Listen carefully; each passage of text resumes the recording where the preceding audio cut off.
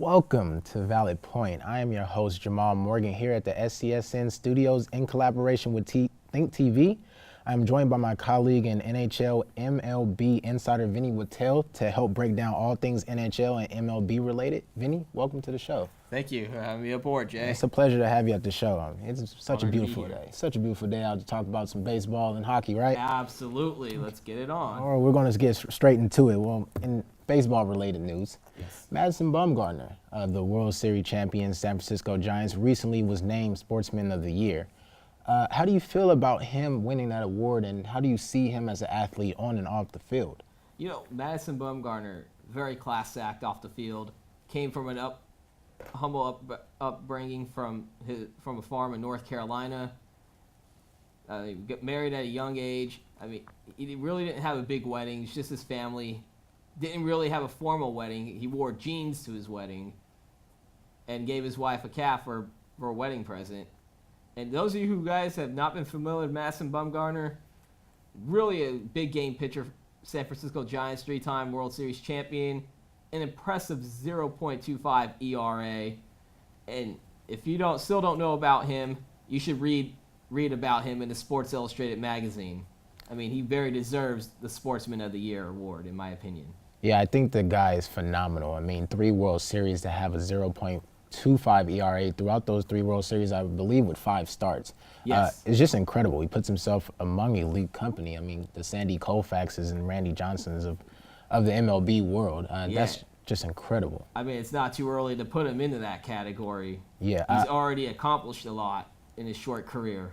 Most definitely. I believe that he deserves that award, and congratulations to Mr. Madison Bumgarner of the San Francisco Giants, World Series San Francisco Giants. Moving on in other baseball-related news, across the bay, is there C4 strapped to the Oakland Stadium? I mean, what's going on? Why did they whole roster just blow up? I have no idea what Billy Beane is thinking. His whole Moneyball philosophy, it's not working. I mean, he did the same thing with Giambi and Isringhausen and Johnny Damon over a decade ago, letting them go. I mean, they had that great 20-game winning streak back in 2002, but since Billy Beane has been general manager of the Oakland Athletics, they've only won 1 postseason appearance. It's not getting it done, and the A's fans are finally starting to get frustrated with Billy Beane. I think there needs to be a change at general manager. But unfortunately, Lou Wolf is inept himself to see this. Well, there's been change there, just not in the general manager perspective. But, I mean, you have the roster has been changed. You take your 3 best hitters. Yeah, your 3 best hitters. I mean, you bring in Billy Butler from the Kansas City Royals, which is a good, nice addition.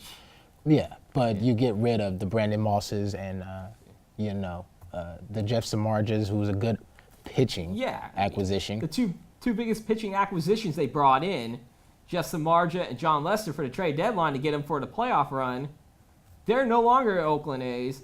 Samardzija got traded to the White Sox, and now you had John Lester just the other day signing with the Chicago Cubs. Don't forget Josh Donaldson, who's a heavy hitter. Going to Oakland for Brett Lowry. Right. Or Toronto for Brett Lowry. Yeah, I don't know what the Oakland A's are going to do about this, but I do pray for them. And in that AL, that tough AL West, who do you see emerging? The Angels. Angels are a good team. They're very good. Heavily batted. They have absolutely MVP of the league, Mike Trout. Absolutely. In Seattle, they're improving. Yes, they had a really good year. Almost beat the A's out for that second wild card spot last year, I'm going to remind you guys. Also, Houston looks like they're turning the corner. Texas Rangers, it might be a battle with them in Oakland for last place in that division. Well, let's just hope that Oakland gets their stuff together. That's going to be a prayer for them. Yeah, I'm not an Oakland A's fan, but I root for the Bay Area, so, go Bay Area. Yeah. In other news related to baseball, we have some major trades that have went down. You mind to elaborate on that and see which ones do you feel are good and which ones? I think the Chicago White Sox bolstered their pitching staff with Jeff Samardzija. Correct. Yes. And also, not trade-wise, but free agency-wise, Pablo Sandoval and Hanley Ramirez, 2 of the biggest free agent prizes this year the Boston Red Sox acquired free agency. I mean, what they're going to do is they now have the best 3 through 6 hitters, depending on if they're going to keep Yoenis Cespedes. I mean, that lineup, 3 through 6 batters of Ortiz, Pablo, Hanley, and Yoenis Cespedes. Of course, as I emphasize on, depending on how he's going to do, or how he's going to be with the Red Sox or stay with the Red Sox, or they're going to trade him. That's been the question since they signed both Pablo and Hanley. But the only thing that's going to deter me from the Boston Red Sox being favorites in the AL East is the fact that they do not have a pitching staff.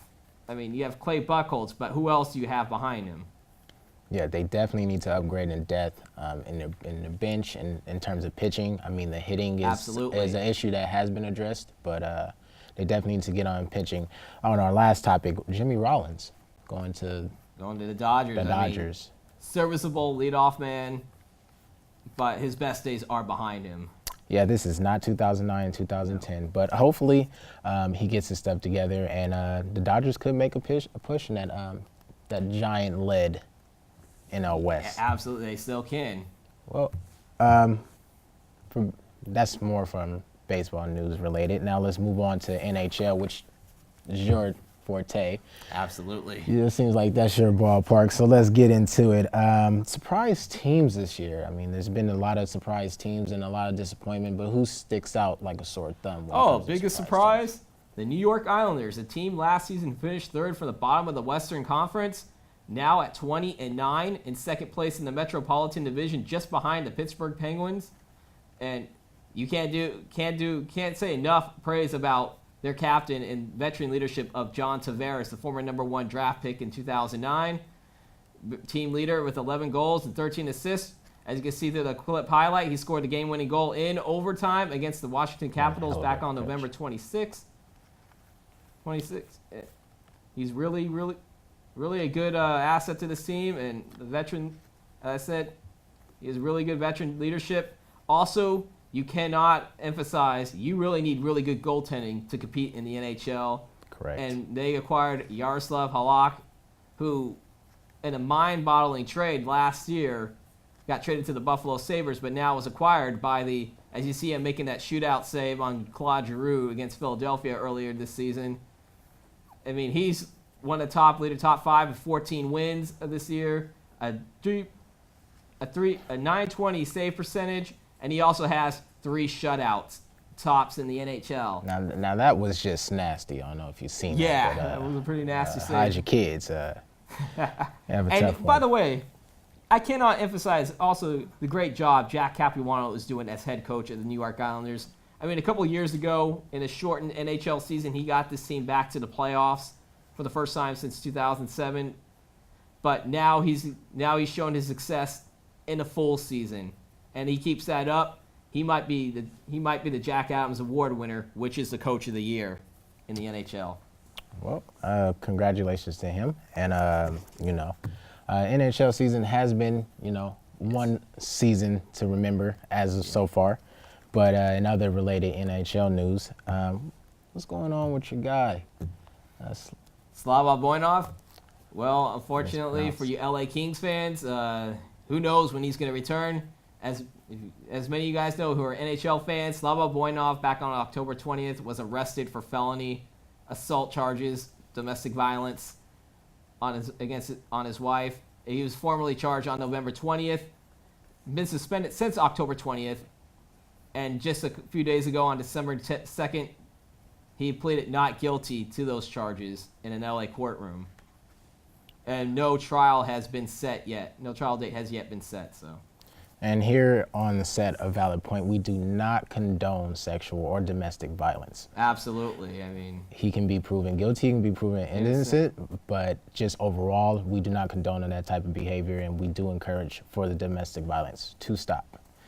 Same here. Moving forward, last but not least, MVP. So a lot of guys. Personally, I say Sidney Crosby has been playing out of his mind, but he's Sidney Crosby. He's always in that conversation, but my guy so far this season is Steven Stamkos of the Tampa Bay Lightning. I mean, 17 goals. He's third in the NHL, fourth total in the NHL with 33 points. And he had a hat trick about a couple months at the early start of the season against Montreal, and he just scored his 250th goal back on December 9th. That is his 10th youngest, by the way, to do so, score 250 goals. This guy has been amazing since he's been coming up. I mean, a former 60-goal scorer. He's been injured a lot the last couple of years, so his stats have not been the same, but a healthy season, he could put 50, 60 goals a season, and he is definitely the heart and soul of this Tampa Bay Lightning team. In fact, last season when Marty St. Louis was traded, he ended up being named captain the very next day, and he's been showing that with his leadership on and off the ice.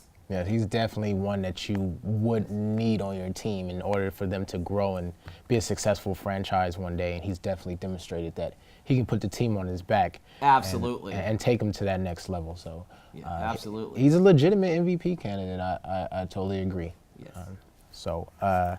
That's all the time we have for this segment. Vinny, I would like to thank you for coming on the show. Thank you. And you have a valid point. Thank you. Hi, I'm Remington Green, and this is my broadcasting partner, Kayla Gibbons. Today we're going to talk about one of the most hands-on classes you'll ever consider taking. We're talking about sports broadcasting.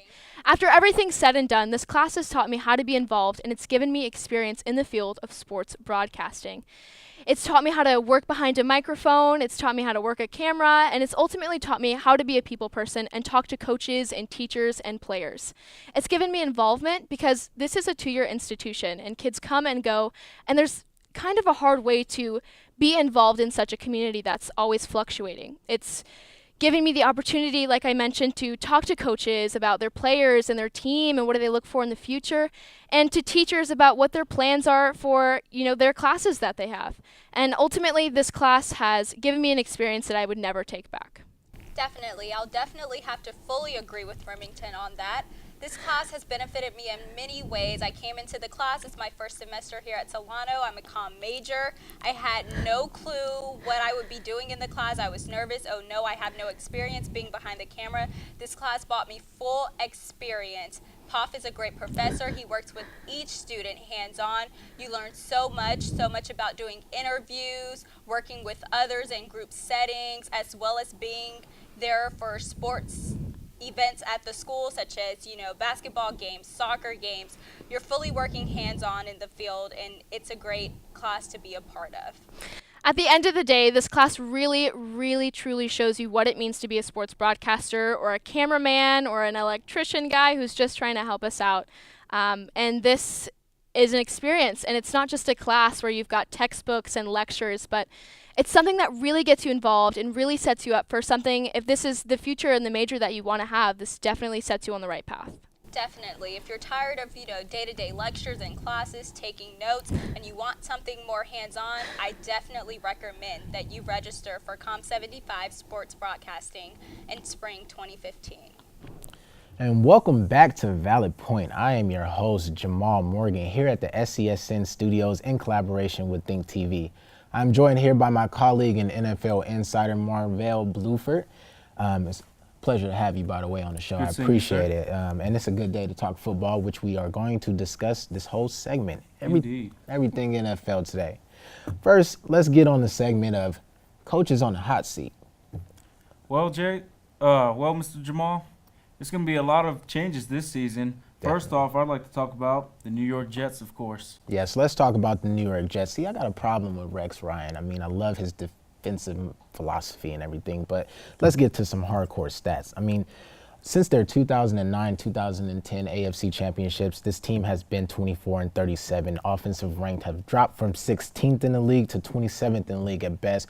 You have Geno Smith, who's playing like a rookie every season, and the defense of it's just atrocious. I mean, you go from 11th in 2012 to almost 21st in the league in 2014.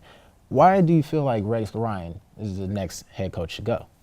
Seeing as how this team hasn't made the playoffs in the last 3 years, and time after time it seems like their efficiency just decreases, I think his time might be up. Now, when you look at his 09 and 10 season, when they went to the championship game in the AFC, he had talented veterans on both sides of the ball, on offense and defense.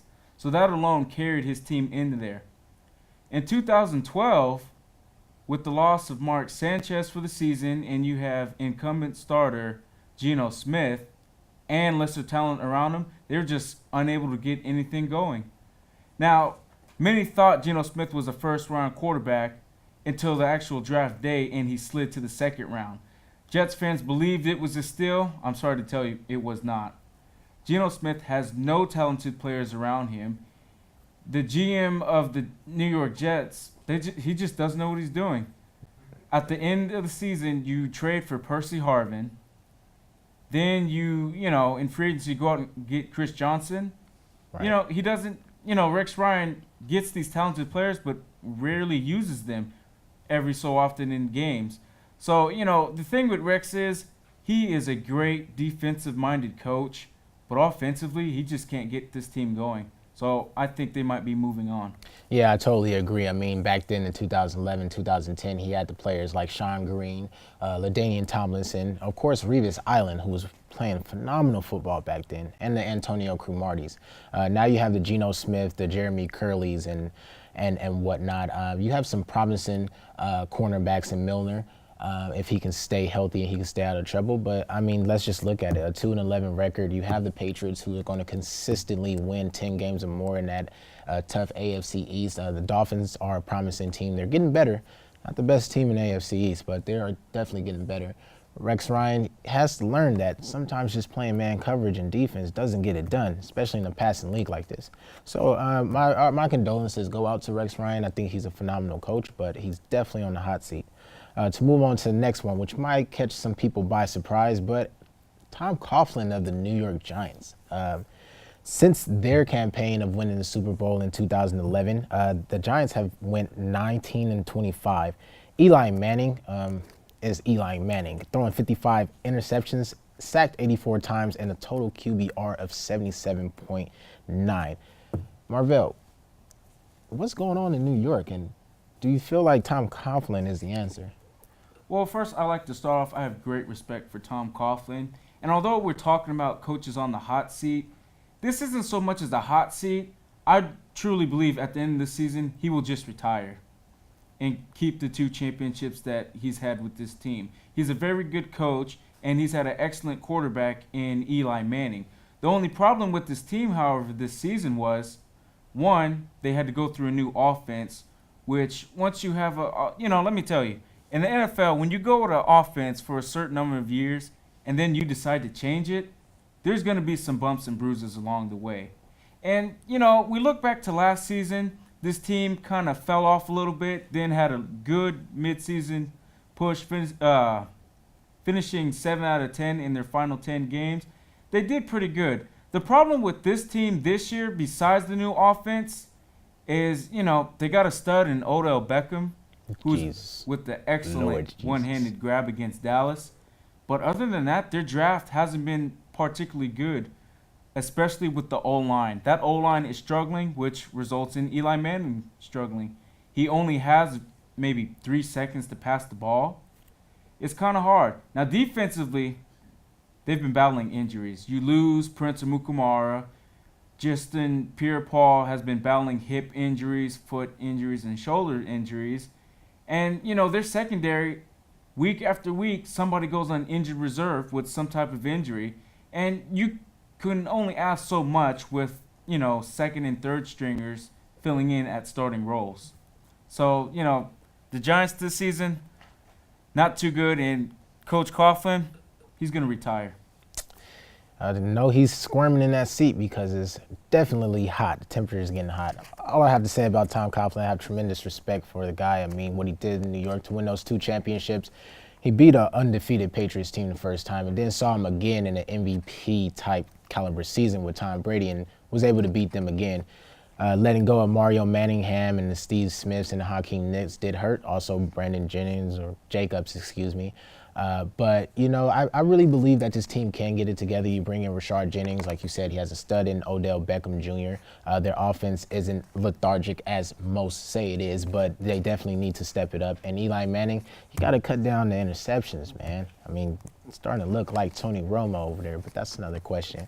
As we get into our last coach on the hot seat, we talk about Mark Trestman in Chicago. The monsters of the Midway is starting to look like all real monsters of the Midway. Since 2010, and that was the last time they've been to the postseason, they are almost an even 31-30. In the last 2 seasons of having Mark Trestman, they are actually 13-16. Their defensive rank from 2012, which I think they lead the league in takeaways and points scored off of takeaways, they was 8th. 2004, they dropped to 25. They're just giving up ridiculous yards per game. Their pass yards on defense last year was the worst in the NFL. And they are up to a 5-8 season. I mean, they're 4th in the NFC North. Hate to say, but even Minnesota is ahead of them with a rookie quarterback. So, Marvell, how do you feel about Mark Trestman being on the hot seat? Well, there was already questions at the beginning of last season of hiring a CFL, Canadian Football League coach, coming to the NFL. That was one thing. Now, last year, they did okay because, the CFL, they have much different plays than the NFL, so it caught a lot of teams off a surprise. This season, however, everyone's going to catch on. This is a copycat league, so you can't do the same things over and over again and expect the same results. Now, first and foremost, that offensive line has been decimated with injuries. They've had to reshuffle that line quite a few times, and still, quarterback Jay Cutler, who the Bears signed to a $126 million contract for 6 years. 6 years for a quarterback that's gotten you to the playoffs. When was the last time, Jay? I think Rugrats was still on back then. Yeah, I really don't know. Certainly. I want to say 2010. Certainly feeling some buyer's remorse for that contract. But back to the offensive line, it's been decimated with injuries. They've had to reshuffle it. The quarterback's only getting 5 seconds to throw it. And, even when he has time, Jay Cutler sometimes has poor decision-making. He'll just stare down Brandon Marshall or Alshon Jeffrey and just telegraph the pass. As soon as the ball leaves his hands, the defense knows where it's going to go. This team struggled with the run game. At times it's looked good, and other times Matt Forte will only get 15 carries for maybe 26 yards and a touchdown. He certainly did that on Thursday Night Football of last week against the Dallas Cowboys. Yeah, I definitely noticed that. Sometimes I catch myself watching these Bears and I'm just saying owl language, like, who is going to step up for this team? I mean, you have Brandon Marshall, but he's consistently getting injured. He can put up big numbers when he's healthy. Alshon Jeffrey emerged as a superstar last year, and now he's basically irrelevant. Well, not to fantasy football owners, but on the field, contributing to his team's win, Alshon Jeffrey has to step up, especially Matt Forte. He's a predominant back in this league. He can be one of the best. Yes, that offensive line is decimated, but he also has to step up as a leader and emerge as that powerful back for that team. Certainly. I do agree that Mark Trestman should be on the hot seat. I don't know if he'll go anywhere in a couple of years. Maybe Jay Cutler might be out before him. But for this segment of Coaches on the Hot Seat, we'll end it with Mark Trestman. Get your stuff together, man. Got it. Moving on. It's December. Certainly. Playoff time. Playoff time. We have the playoff picture here right now. Let me read it off to you. We have the Patriots sitting at the number 1 seed, the Broncos sitting at the number 2. Colts and Bengals hold 3 and 4 respectively, and the Chargers and Steelers are the last 2 wildcard teams. In the hunt in the AFC, you have the Ravens, Texans, Dolphins, Chiefs, Bills, and Browns. And in the NFC, you have the Cardinals, who are surprisingly the first and number 1 seed in the NFC, followed by the Packers and Eagles at 2 and 3 respectively. Falcons and Seahawks and Lions. Going into the hunt, you have the Cowboys, we them boys. The 49ers, who I think is on the verge of collapse. And surprisingly, teams like the Vikings, Rams, Saints, and Panthers are all still in the hunt. My question is to you, Marvell, in this powerful playoff picture in each conference, who do you feel emerges out of that conference with not only a playoff spot, but also a legit contender to go to the Super Bowl? Well, first off, I'd like to start with the AFC. And it's kind of hard to go against the New England Patriots right now. When you bring in guys like Darrelle Revis, Brandon Browner, and Brandon LaFell that was formerly with the Carolina Panthers, I mean, these guys are studs, just as they always are every season. You have a healthy Gronkowski. Tom Brady's looking better than ever after starting the season 3-2. I believe New England will definitely get to the playoffs. And, you know, a lot of people bring up the Green Bay game. Well, if you really paid attention to that game, Stephen Gostkowski missed a key field goal. Had he made that field goal, it could have been a completely different game, and maybe New England might have won in Lambeau Fields. Now I want to move over to the NFC, where it's much more tougher. You got the 10-3 Cardinals, the 9-4 Seattle Seahawks, and, you know, the Green Bay Packers just looking very good. Definitely. They just love to blow teams out the first half and kind of sit back in the second. And that's exactly why I do believe that if they have to face between Arizona or Seattle, I believe they could compete now. Aaron Rodgers is looking good. He's having MVP-like numbers. And this team just might get to the Super Bowl just as he did in 2011 when nobody thought it was possible. Yeah, I totally agree on that. Aaron Rodgers, mama, that goes that boy. I'm telling you, the dude can play, flat out play football. And I agree with you. Tom Brady kind of did the relaxed thing with the Patriots and their fan base as well, because starting off 1-2 and now they ended up at a 10-3 with the #1 seed.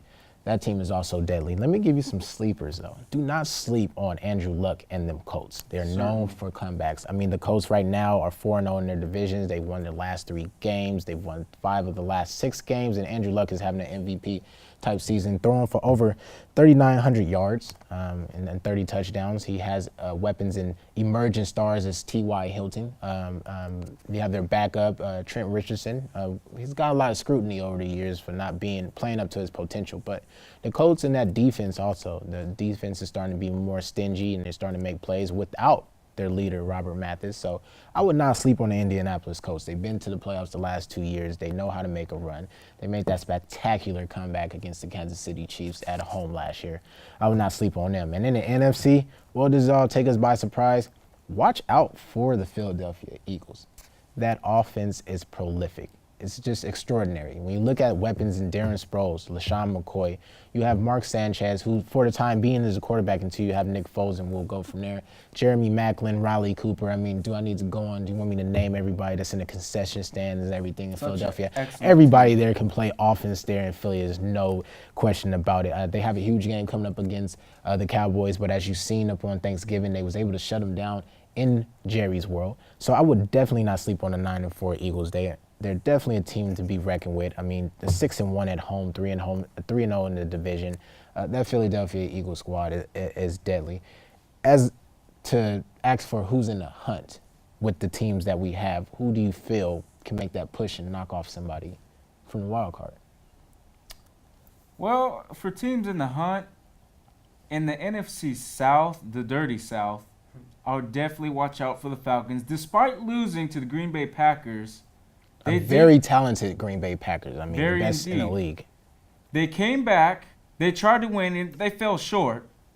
And right now, they are a game ahead. But, so, you know, their remaining schedule, they do have to play Pittsburgh, which, you know, for Pittsburgh, they can't afford to lose. Because if they lose, then Miami or perhaps Cleveland. The Ravens. Ravens, they might take their spot. But, you know, with the dirty South, the Atlanta Falcons, they have to win. They can't afford to lose to the Carolina Panthers. They cannot afford to lose to the New Orleans Saints, which it will be at the Saints' home. And, you know, with only leading this division by 1 game, you know, I definitely look out for them to finish out 3-0 for the rest of their games and sneak into the playoffs as far as the NFC South goes. I can totally agree. My candidate coming out of the AFC, hey, let's watch out for them Texans. They're 7-6.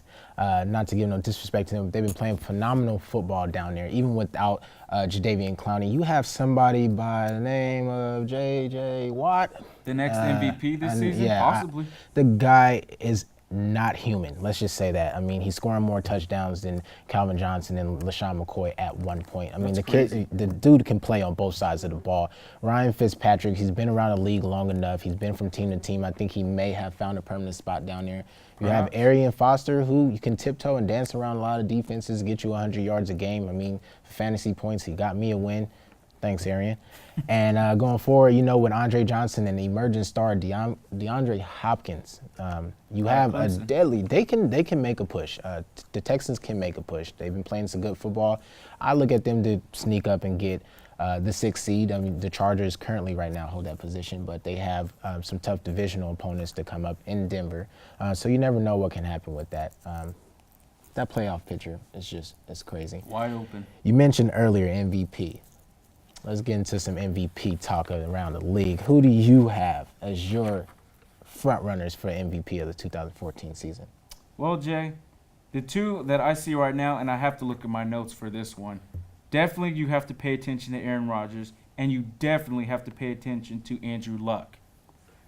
Now, in the case of Aaron Rodgers, and I have to look down at this and reread it 1,000 times, Aaron Rodgers has 34 career straight touchdowns at home without an interception. That's an NFL record, people.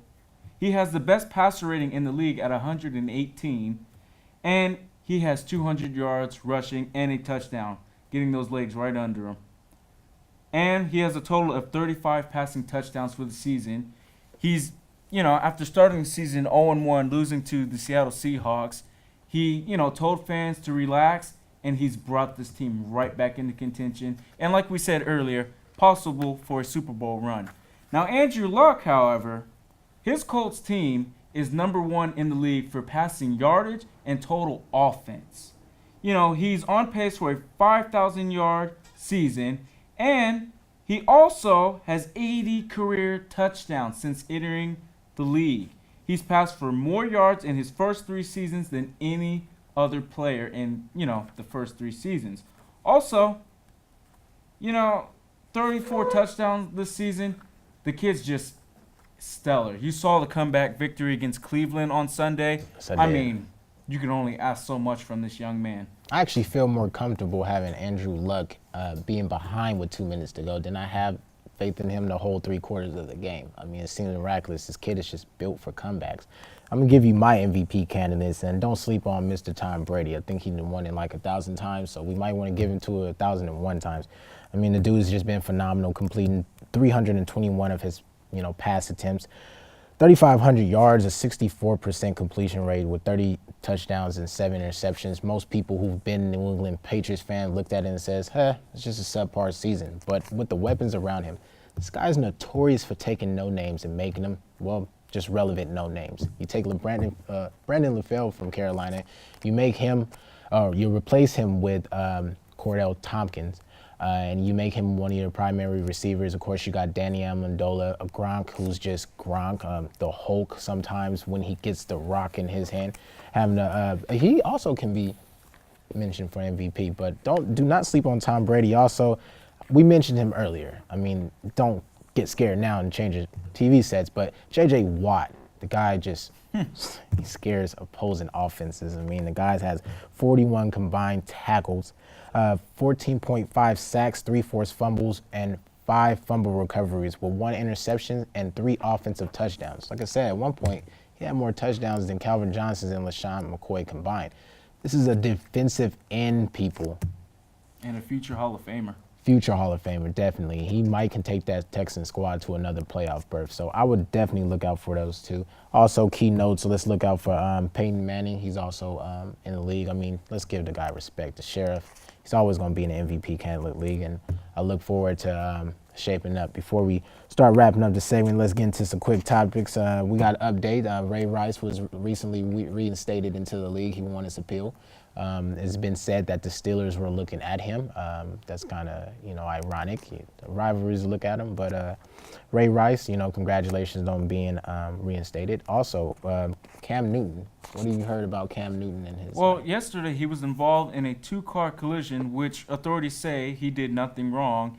And, he was very lucky. He must have been wearing a seatbelt because he only escaped with a minor back injury, something similar to what Tony Romo had earlier in the season. I can't remember the name quite yet, but it's nothing too serious. He's just been released from the hospital. He will not play this week, Sunday, against the Tampa Bay Buccaneers.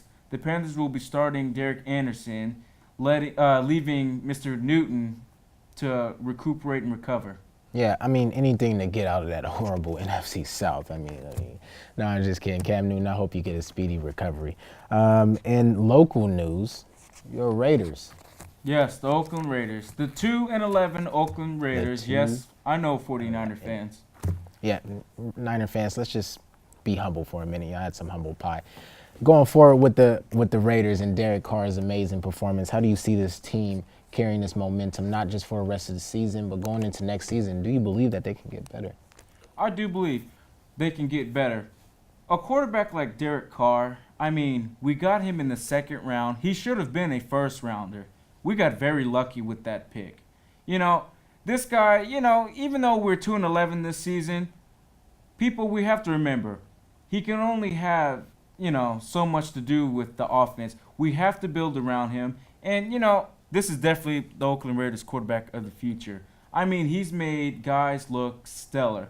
Everybody thought when the Green Bay Packers released James Jones, he was done. Right. He's actually making him, James Jones, very good. He's become a security blanket for Derek Carr. He calls him Baby A-Rod. This kid is stellar in Derek Carr. Now to move to the other side of the Bay Area where it's not so bright, the San Francisco 49ers. Now, personally, I would like to, kind of zip up Cap's Superman cape because he's not so super as of late. Just making horrible throws and poor, decisions. A lot of the blame has been on Greg Roman and that, that offense and how he's going about it. But let's just look here. You lose at home to the Rams. You get shut out by the Seahawks on Thanksgiving night. And then you come on and you lose another game, another week in a pivotal playoff race. Do not get me wrong. I do believe in the Niners. They do have legit, threats in Michael Crabtree, and the addition of Brandon Lloyd is definitely nice. But it all starts with the quarterback and possibly the head coach. There's just been speculation that Jim Harbaugh might be in a trade or might be on his way from Michigan to Oakland. There's been some dispute in the locker room saying that the chemistry is not off. But look here. They're in a tough NFC West as it is. There's no excuse. You lose Navarro Bowman for a while and you lose Patrick Willis for the rest of this season. That definitely can hurt. You have the addition of the linebacker from Wisconsin. Just can't think of his name right now. He's Chris playing phenomenal. Borland? Yes, he is definitely Chris Borland. I apologize. He's making significant progress on that defense. But look at here. You have the Arizona Cardinals at 10-3. You have the Seattle Seahawks at 9-4. You play the Seattle Seahawks this weekend. If you lose, you're virtually out of the playoffs. I think this San Francisco 49er team has potential, but they definitely have to turn it around because there are a lot of unhappy campers who paid about $1 million to sit there and watch Cap only put up 3 points on Thanksgiving. So in local news, the Raiders are looking like they're having fun, and the Niners not so much fun. To wrap up this segment, we have the top 3 must-watch games this weekend. I'm going to give you my first one. My first one is, of course, Seattle and San Francisco. Look here. San Francisco fans, you guys have hope. Mathematically, you guys can still be in the playoffs. You're a 7-6 squad. You're going to that tough 12th man where you have to take down Goliath and the 9-4 Seahawks. I really believe that if you can control the tempo and Cap can just make smart plays and dump it off, then you can. That Seattle defense is good, but it's not as good as last year, and you do have some hope. You have experience. You know what not to do. This winner of this game is basically wrapping up that wild card spot. So I feel like the San Francisco 49ers definitely have to win this game, but it is a much watch. In the second game, you have Dallas and Philly. How do you feel about that game? Honestly, I feel the same way I felt about that game on Thanksgiving. I do believe Philly will once again demolish Dallas because for some odd reason, and this goes back to last season, Philadelphia just seems to have Dallas's number under new, second-year head coach Chip Kelly. Yeah. Philly and that offense, like I said, they're Speedy Gonzalez. They get all over the field. They can wear you out. They can tire you out. Dallas is a good squad. They have made remarkable comebacks and strides this year. But, the one thing that just gets me all nervous is that number 9 guy, Tony Romo. The fourth quarter comes, I'm going to bet my dog on him. The kid can play. He's been making progress, but let's not look. DeMarco Murray has to be the key to this game. He has to step up. He's going to have to put up 120 yards. He's going to have about 30 touches if the Cowboys want to have a decent chance in winning in Philly.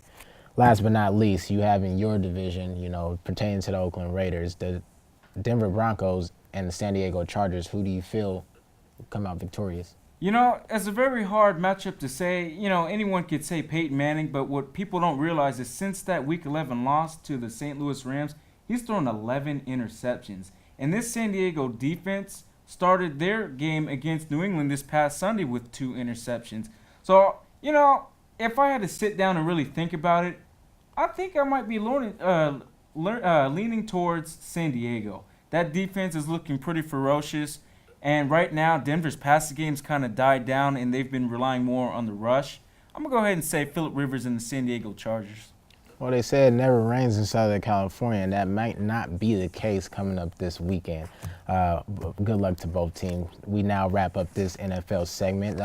Marvell, I would like to thank you for coming on the show. Thank you for having me. Giving us your NFL perspective. And we'll be right back with Kareem and Anthony for our NBA segment.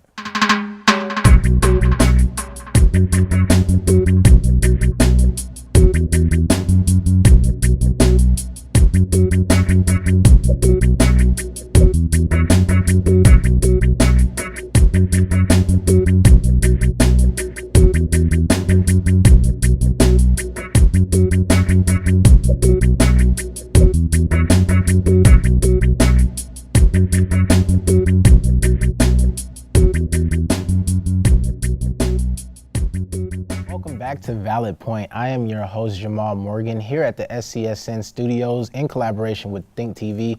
I am here joined today by my colleagues and NBA insiders, Kareem Walton and Anthony Williams. It's definitely a pleasure and a blessing to have these guys on the show to help break down everything NBA related.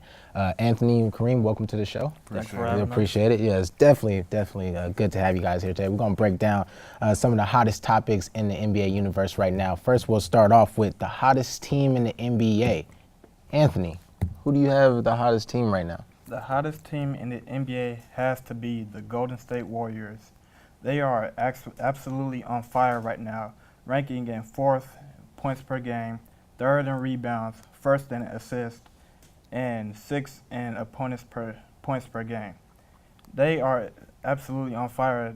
They have people like Stephen Curry, who's having an MVP season right now, Klay Thompson, who's right behind him. They are the best backcourt in the NBA right now, and they have role players like Andrew Bogut with the defense, Maurice Spates, who has been getting off lately, Andre Iguodala, Harrison Barnes, Sean Livingston, and they are all young, still growing, and not to mention Draymond Green, who can be or is growing up to be the next Splash Brother in my eyes. Definitely. Just to piggyback on what you said, Anthony, with the likes of Maurice Spates as well as Draymond Green, they both having career years in their 3rd and 4th year respectively. Spates is coming off the bench and being a great asset for the Golden State Warriors this year, as well as Draymond Green, who's added threes to his offensive repertoire. So getting back to the Warriors, I mean, they started off 18-2 this year. You guys think they have a chance to challenge the all-time record of 72-10 by the '96 Chicago Bulls? Well, that team had Michael Jordan on that team. So, Steph Curry, you're good, but you're no Michael Jordan.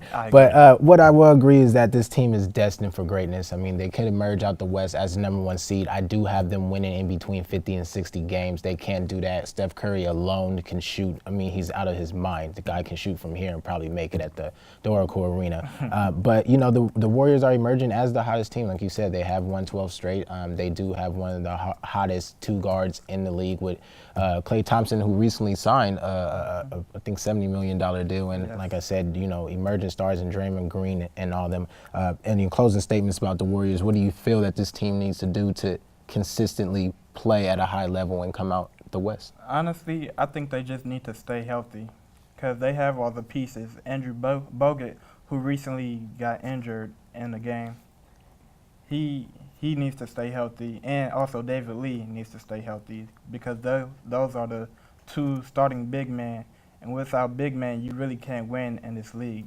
especially in the West.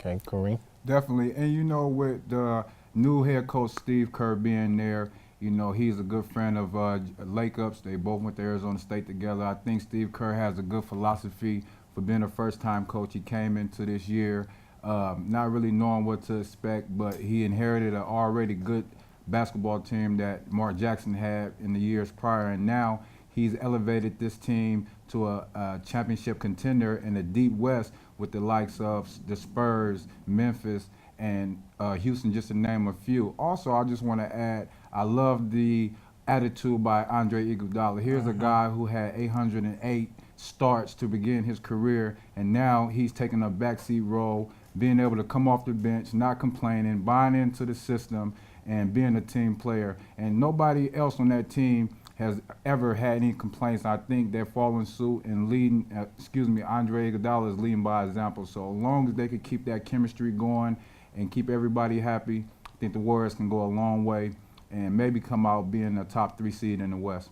Okay, that sounds good. Now, to move on from the hot Golden State Warriors, I mean, a sports broadcast wouldn't be a sport broadcast if we didn't talk about LeBron James, right? LeBron this, LeBron that. Well, we're going to talk about LeBron James and his Cleveland Cavaliers, who have seemed to be on a roll.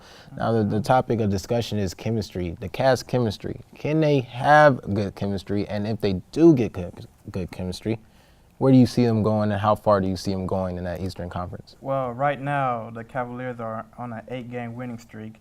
And in the month of December, Kyrie Irving is shooting 50% from the field. LeBron James is diming 9.5 assists, I believe. And Kevin Love is just absolutely a beast on the rebounds. But besides that, Deion Waiters is shooting 50% from the field in the month of December also. But a player I would like to really talk about is Tristan Thompson. Tristan Thompson brings energy to the whole team. And when they win, he averages 10.5 points per game. And his defensive ability is unbelievable. Green? Yeah, and with the acquisition of LeBron having this second tier with the club, as well as Love coming in to form their own big three, we had a little struggle with in the beginning of the year with Kyrie and LeBron chemistry, not knowing who's going to carry the rock and go up the court with the rock more than.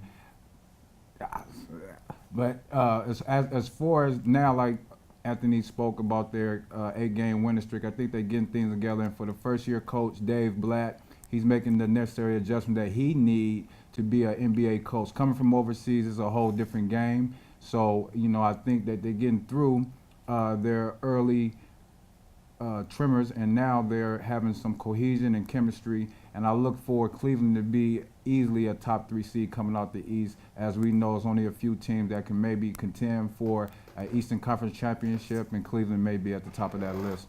Yeah, besides, Chicago and your other teams that you have at the East, the Miamis, and emerging stars and, John Wall and the Washington Wizards. Cleveland does have a little spark going, and they could carry that, hopefully, to go deeper and further into the Eastern Conference.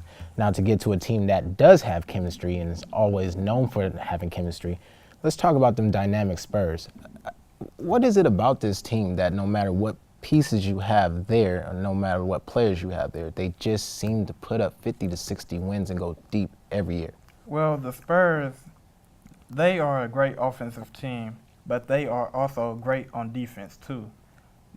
Kawhi Leonard is absolutely, his defensive ability is unbelievable with his big hands and the way he just can guard any position through 1 through 4, honestly. He can shut down point guards, shooting guards, small forwards. He even gives LeBron James troubles at times, and that is a great asset to a defensive team like the Spurs. But their big three with Tim Duncan, Tony Parker, and Ginobili, who have been together for about 12 years, I believe, and they have stayed in the same system all these years, and they haven't changed one bit. Yes, and just to reiterate what you just spoke about, the big three, humble superstars, starting with Tim Duncan, who's been in the league since '99, and he's reinvented himself for the Spurs. As you recall, David Robinson was on his way out when Duncan came in, so now he's the elder statesman of this squad here. And you got Ginobili and Parker, who basically, as a trio, has the most wins since the three have been together over the last decade.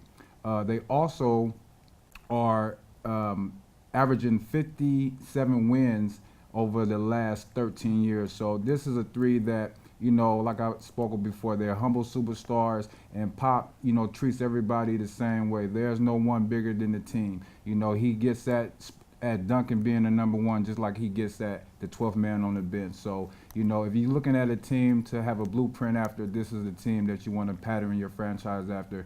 You know, they reinvent themselves time and time again, and they add guys, as Anthony spoke of before, like Kawhi Leonard, who nobody thought was going to be an emerging superstar, but he's then came into the league, blossomed early, and he was a pivotal part of that championship run last year when they defeated the Heat in 5 games.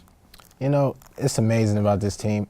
You ever been to like a playground or, you know, a ballpark at 2 o'clock, 3 o'clock in the morning, you see the old guys just playing there. It's like 3 or 4 old guys. You're like, these old guys can't be serious. And then you end up losing by 21 in the game. It's 10-21. That's what this Spurs team reminds me of. No matter how they age and how old they get, they play at a high level, extremely high level. You have young stars emerging all the time, but it does not phase this team, and these old timers can put up big numbers. So look forward to the dynamic Spurs having another dynamic season, and I would not be surprised if they win another NBA championship. From going to dynamic teams to just going to teams that are struggling, what's going on there in New York? I mean, does anybody have an answer for that? What is going on with the Knicks' struggles as of late? Well, when your president is Phil Jackson and you have a coach like Derek Fisher who played for Phil Jackson, I just don't understand why they are struggling. They have a system, the triangle system, which worked well for Phil Jackson for many years and helped him catch, I believe, 9 championship rings as a coach. I just don't get why they are struggling. Carmelo Anthony is the only one Carmelo Anthony is putting up numbers like he should, but Amari Stoudemire is coming back. I thought his career was over after the knee injuries, but he is starting to play very well. But all the other shooting guards and small forwards on the team, they are absolutely horrible. Shooting under 45%, most of them shooting 40% equally. I just don't understand it, how you can have a system that works so well, but your players are so horrible. Well, you know, I mean, nobody thought that the New York Knicks would get off to a 4-19 start, but the reality is that they did. You know, you can implement the system like the triangle offense, but if you don't have the players to run the offense, it's just a moot point to even instrument that type of offense. You know, we got Carmelo Anthony, who is going to take the bulk of the team's shots, and there's no cohesion with that squad right now. They're having turmoil inside the locker room. I got some information from an NBA source that said that Carmelo Anthony and Tim Hardaway Jr. got into a little debate on sharing the rock and being more of a team player. So there's just no cohesion with that squad right now. And Phil Jackson, you know, he's used to having talented players such as the likes of Kobe and Michael Jordan and even Shaq back in the Chicago and LA days. Now with this New York squad, he's going to really have to show, you know, that he's worth the money that he got from Murdoch to take over as team president of this team. And if they don't get things together real fast, they're going to see their way out the East, because you can get into the playoffs with a sub-500 record, but 4-19, hey, you project that over the period of a year, and this team can barely win 20 games. So it's going to be tough times in New York, but, you know, I got trust in Phil Jackson as well as Derek Fisher, who comes from the Phil Jackson school, to get it together and turn their franchise around. But they need help, as you mentioned, with Amari Stoudemire. He's not the player that he once was with the Phoenix Suns, but he's still a consummate pro and could put up buckets. Carmelo needs to understand that it's more than him on the team, and for them to have any type of success going into the future, he's going to have to trust his teammates and share that rock. Yeah, the way I look at it, I mean, it's the Eastern Conference, guys. For 4-19 record, you should be the 3rd seed. But, you know, going forward, this team has potential. I mean, I really do see it a lot. The way I look at it is that you can lead a horse to water, but you can't make him drink. I mean, the pieces are there. It's for the players to buy in for the system and really believe that they can contend with the Miami Heat. They can contend with the Indiana Pacers. They can contend with the Chicago Bulls. Carmelo had showed his commitment to stay with the team. So, going forward, I hope that they all just buy into the system. I mean, 4-19 record is horrible, but it's a long season. You have 82 games, so prayers and wishes going out to New York and Spike Lee. I hope you don't try to do too much, but going forward, we like to bring some awareness to a social movement that has been going on in the NBA. Recently, there was a phenomenon, a tragedy, I'd like to say, that was involving a young teen who was slain innocently, whatever your perception is. But recently, the NBA has made some awareness and some conscious effort to bring some awareness to this issue by wearing shirts that, quote unquote, say, "I can't breathe." Kobe Bryant has been caught wearing it, and just recently, LeBron James. Kareem, I would like to ask you first, how do you feel about this movement, and do you think it's a positive thing that the NBA is bringing some type of awareness to senseless violence around America? I do, Jay. I think it's appropriate that these superstars of the NBA are using the platform that they have to bring awareness to the unjust brutality that the police are doing to the young blacks or young people of color. I mean, the statement of "I can't breathe" is showing that, these guys are using platforms to get the awareness out there and then try to do something to make a change. Back in the 60s with the movement of the NAACP, as well as guys that are like Muhammad Ali, who chose not to go into the draft, and he had backing from players and Lou Alcindor, who became Kareem Abdul-Jabbar, also Bill Russell and Jim Brown, just to name a few. So I love to see guys, reinventing, the movement 20, 30, 40 years later, and to use the platform that they need to get this awareness out there, because something has to be done. We have to stop losing all our young Americans, because they are our future. So I commend these guys for doing that. Okay, Anthony? Well, I think it's a great thing that you see players like LeBron James, Kobe Bryant, who are very great players. And a lot of people actually look up to players like these. They are doing an absolutely great job with the T-shirts and making a statement saying that even though tragedies like this happen outside of the world, celebrities often do listen. I heard Jay-Z bought a whole bunch of T-shirts for everybody at the Barclays Center to wear during the Nets and Cavaliers game. So I think it's a great thing that they're doing, and I hope they keep it up. Yeah, to go off what Kareem said, this is a highly marketable and popular platform, and I think that a lot of people do look up to these celebrities and do look up to these athletes and say, this is a movement that we want to take part in and bring some awareness. Other than watching basketball, you don't really see too many people in reality TV shows or whatnot making this a conscious effort to say, hey, we're putting a stop to it. And it's not just to the senseless violence, to domestic violence, any type of violence. I like the fact that we do have social leaders, role models, who are stepping up and saying, hey, we want to bring some awareness to this issue. So I do commend them on that, and I do agree with you guys on that. And we want to, continue to embrace this movement. So more power to them. Moving forward, we have mentioned Kobe Bryant being one of the social leaders to take lead in that. We would like to recognize that he is upcoming on Michael Jordan's all-time scoring list, to become third to be exact. He probably has a game or a game and a half to do that. Now, in this generation, you're going to have your debates. So let's get into what's only obvious and inevitable. Well, Kobe or Jordan? Well, I'm going to give you the floor, Anthony, to start with Jordan. Well, Kareem and Jamal, Michael Jordan, who is known as the greatest player of all time, led the league in scoring 11 times. It probably would have been 13 straight if he didn't take the break. And also, 15 years. In 15 years, he has scored 32,292 career points and an average of 30.1 with 6 6 Finals MVPs, and 6 championship rings. He never lost in a championship game or a championship series, and he also has 5 regular season MVPs to Kobe's 1.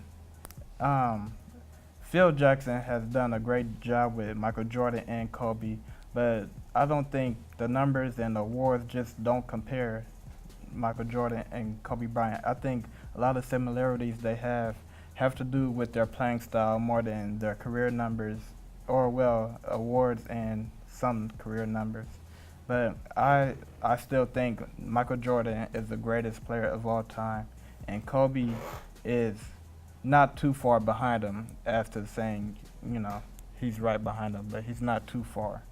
Well, with Kobe Bryant, and since he broke into the league in '96, the comparison was already there with Jordan. He came into the league and everybody compared the way he stuck his tongue out or the way he shot his jump shot. But really, in actuality, the comparison kind of is second to none. Jordan, who, as you alluded to, Anthony, never lost a finals, never even let a finals get to a 7th game.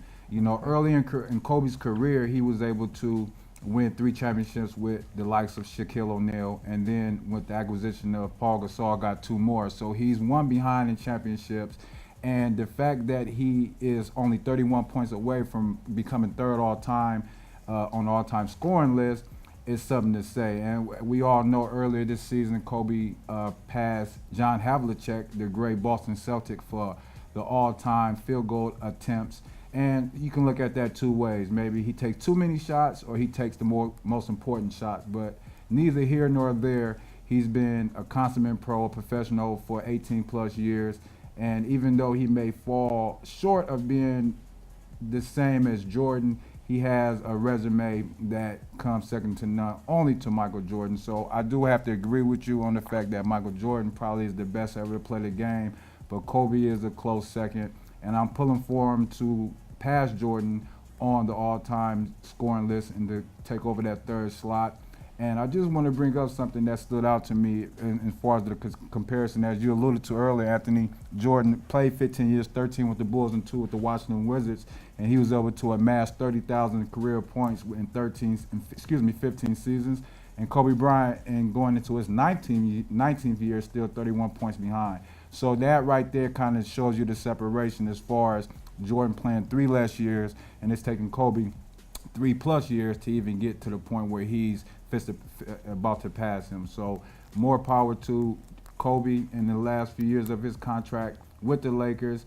They're not going to be a team that can compete in the West this year, but he do have a great resume to fall back on. So as you alluded to, Jordan probably is the one that people would agree and say that he's the best. I would like to also add that Jordan's field goal percentage was almost 50%. It was exactly 40.497, which is 49%. Kobe's field goal percentage is nothing close to that. So Michael Jordan did all this on, he was very efficient with his game, and you could just tell 15 seasons, over 32,000 career points. Enough said. Yeah, and then back then in that day, basketball was a lot more physical. So Yes. to shoot that type of percentage is ridiculous, and that it's saying it in itself. It's kind of like saying, you say tomato, I say tomato. I mean, these are both phenomenal players. Me personally, I grew up watching Kobe Bryant myself, and I'm a big-time Lakers fan, but I've always had tremendous respect for the game of basketball, and you can't not mention Michael Jordan as one of the greatest of all time. You usually don't talk about rings and stuff because you do have the Bill Russells and everybody else who do have a certain amount of rings that, kind of put them to shame.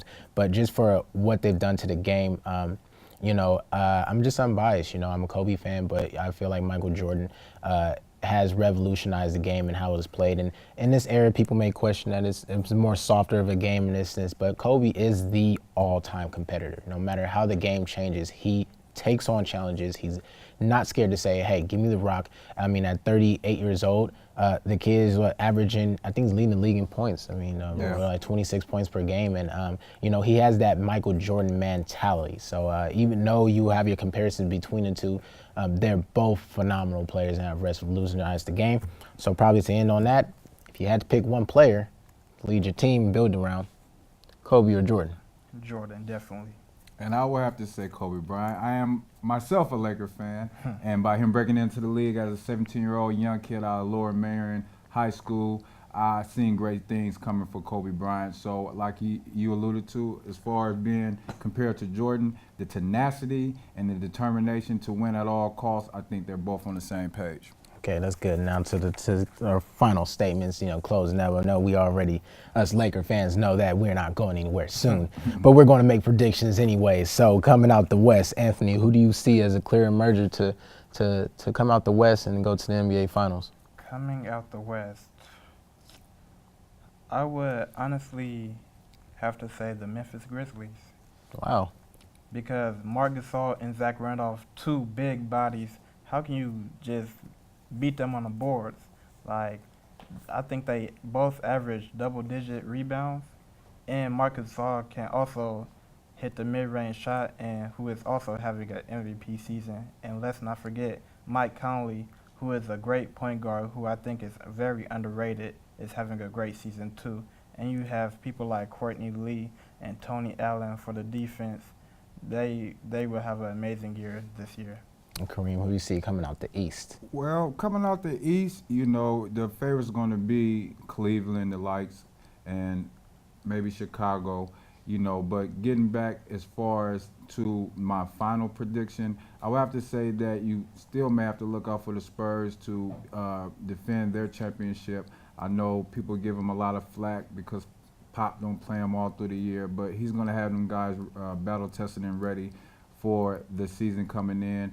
And the Warriors, as far as them getting through maybe to the West Finals, their two losses this year is against Memphis and the Spurs, so I think those are two teams that would be in front of them.